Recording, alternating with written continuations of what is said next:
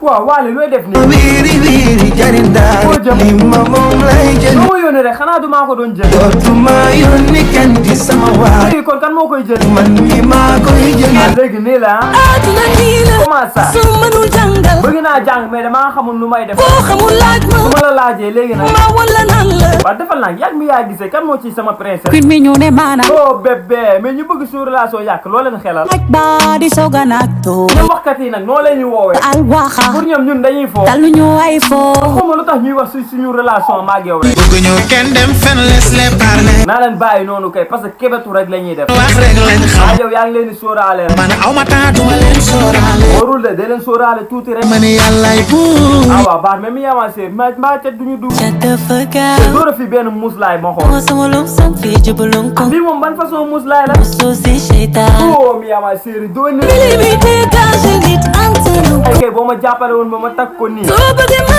dimbali la. li muy laaj daa bëri de est-ce que mën nga ko. kaay ma tànkal la du jeex. mu ngi bëgg a neex rek. lii dafa neex man loo may xelal si sama diggante ak Mia. yow de ko raay.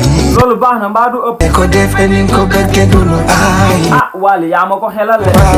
waaw. léegi su ma ko doon takk moom yow laa koy bàyyile xanaa yaa koy jëli. man mi maa koy jël.